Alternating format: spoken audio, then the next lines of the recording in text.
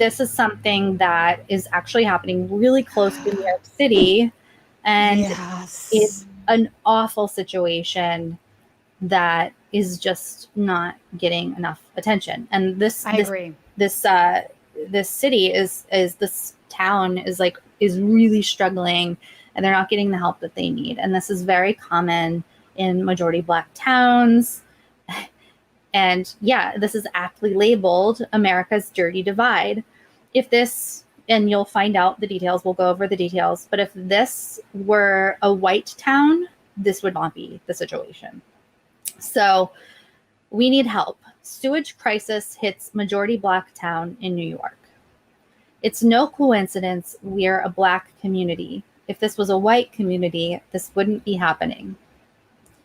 The sewer lines in Linda McNeil's neighborhood got so clogged during the pandemic that she had to use a 16-gallon wet vac to suck up her own toilet waste and water. As COVID cases surged in the fall and winter, McNeil, 68, wheeled the wet vac outside every day and emptied the contents down an opening in the manhole cover at the top of her driveway. That's insane. Yeah. The smell in her home burned her eyes and made her cough. She couldn't sleep through the night. I'd have nightmares that they were going to condemn my house, she said. Sewage problems are nothing new in Mount Vernon, New York, a majority Black city of 68,000. That's only a half-hour train ride from Grand Central Station in Manhattan. Officials in Mount Vernon told The Guardian that sewage and wastewater infrastructure is collapsing all over town. The city is an extreme example of ailing wastewater networks across the country, crumbling faster than cities can afford to maintain them, and communities of color may bear an outsized share of the burden. In the worst-hit homes, like McNeil's, sludge floods out of toilets with little warning.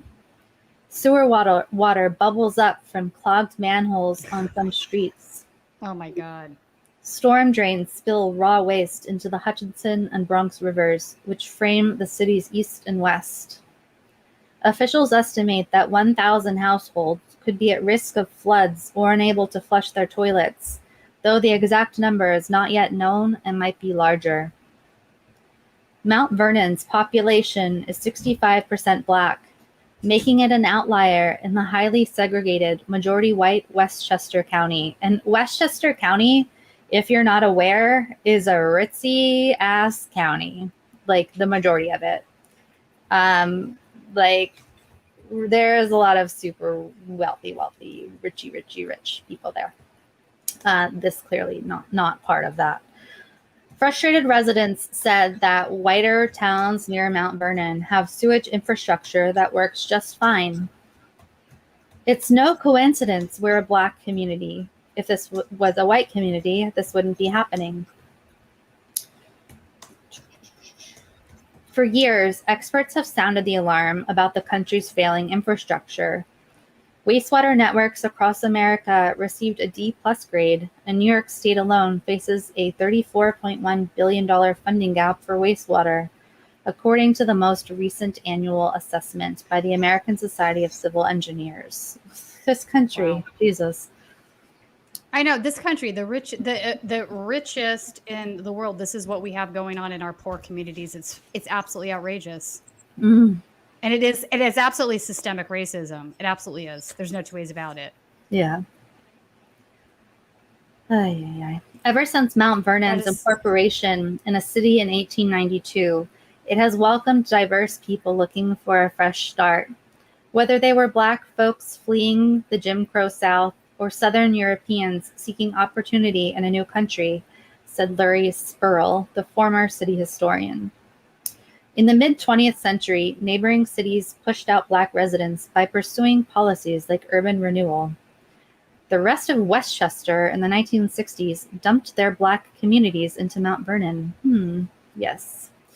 The city received a large population by the 1980s from Portchester, White Plains, New Rochelle. New Rochelle is the one. New Rochelle is very ritzy. The city's 4.4 square miles are densely settled, while much of its sewer network is almost a century old and built to. So basically, it's like all the white rich people got all the infrastructure and all the poor Black people are pushed here and they didn't update anything, is like really what they're saying. Pretty much. Gentrification. Yeah.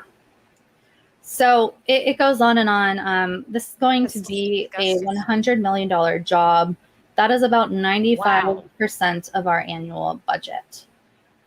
Mount Vernon has the highest tax rate in Westchester County. Yet residents Wait, this gets worse.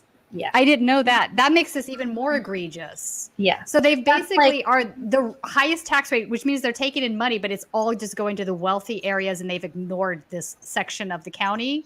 Yeah. Well, it's just like Flint has the highest water bills. And Detroit, like that's what they do. This is outrageous. That's just wow. Yeah.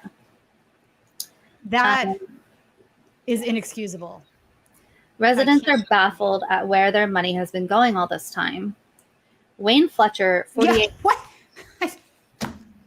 lives off rich people apparently lives just off the troubled 3rd Street corridor and pays $18,400 in yearly property taxes for his 2-family home. That is insane. Wait. That is insane. That's a freaking lot. Oh my God. Wow. Yeah.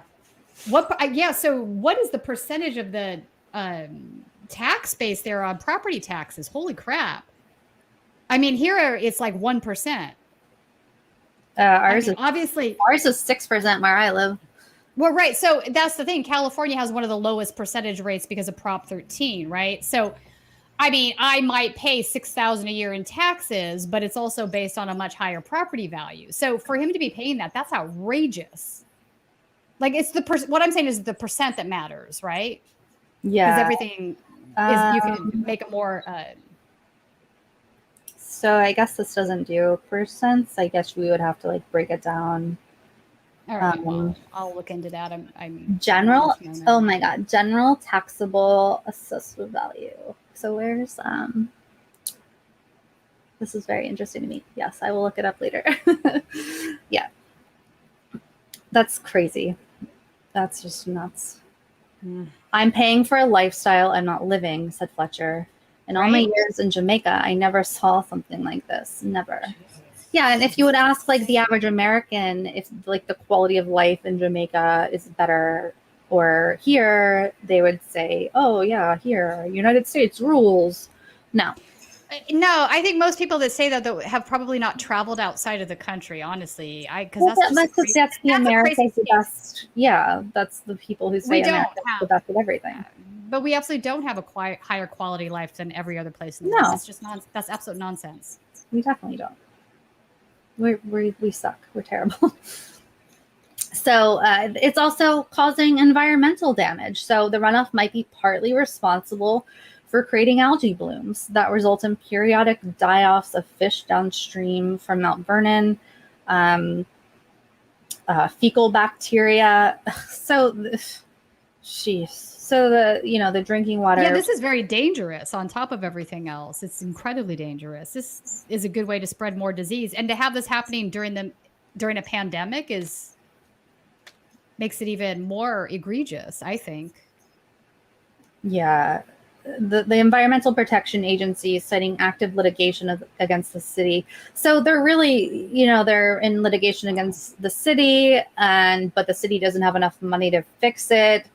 And so then the city has to charge the residents more, which makes the residents more poor. So it's a never-ending cycle of a disaster. And so, the rich are fine, and the rich are always fine. Have you noticed this? Yeah, they seem to be okay. They seem all right. They seem to be getting richer, actually. It's really horrible. So I just wanted to highlight that story. I'm glad that The Guardian did feature it. So, I just and to think like that is just a short hop and a skip away from New York City, and and no one's really paying attention to it.